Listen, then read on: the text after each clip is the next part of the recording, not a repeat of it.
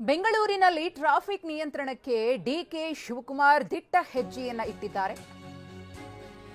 ಬೆಂಗಳೂರನ್ನ ಹೈರಾಣಾಗಿಸಿರುವಂತಹ traffic jam ಕಂಟ್ರೋಲ್ಗೆ DCM DK Shivakumar ಅವರ ದಿಟ್ಟ ಹೆಜ್ಜೆ. ಮತ್ತಷ್ಟು ಅಂಡರ್ ಪಾಸ್ ಫ್ಲೈಓವರ್ ನಿರ್ಮಾಣಕ್ಕೆ ಪ್ಲಾನ್ ಮಾಡಲಾಗಿದೆ.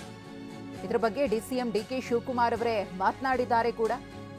ಎಲ್ಲಿ ಟ್ರಾಫಿಕ್ ಜಾಸ್ತಿ ಇದೆ ಅಲ್ಲಿಗೆ ಭೇಟಿ ಕೊಟ್ಟಿದ್ದೇನೆ.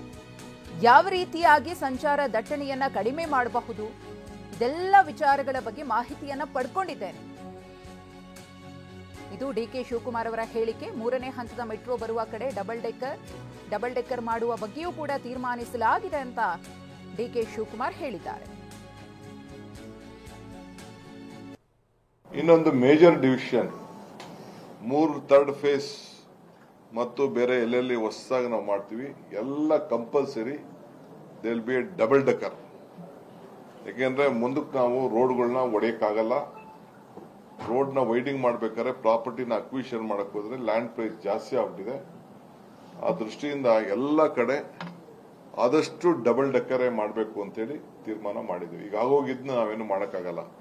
ಈಗ ನನಗೆ ಆಸೆ ಇತ್ತು ಏರ್ಪೋರ್ಟ್ ರೋಡಲ್ಲಿ ಮಾಡಕ್ ಸಾಧ್ಯನಾ ಅಂತ. ಈಗ ಪಿಲ್ಲರ್ಗಳನ್ನ ಹಾಕ್ಬಿಟ್ಟಿದೀವಿ. ಸಿಲ್ಕ್ ಬೋರ್ಡ್ ಟು ಏರ್ಪೋರ್ಟ್ ಏನೋ ಒಂದು ಬೊಮ್ಸರ್ನಾಡ್ ಟು ಏರ್ಪೋರ್ಟ್ ಇತ್ತು, ಅಲ್ಲೆಲ್ಲ ಕಂಪ್ಲೀಟ್ ಪೈಪ್ ಇದು ಬಂದ್ಬಿಟ್ಟಿದೆ ಪಿಲ್ಲರ್ಗಳು. ಸೊ ಅಲ್ಲಿ ಹೊಸ ಪಿಲ್ಲರ್ಗಳನ್ನು ನಾವು ಆಡ್ ಮಾಡಕ್ ಆಗ್ತಾ ಇಲ್ಲ. ಟೆಕ್ನಿಕಲ್ ಆಗಿ ಯೋಚನೆ ಮಾಡಿದೆ ಅದನ್ನ.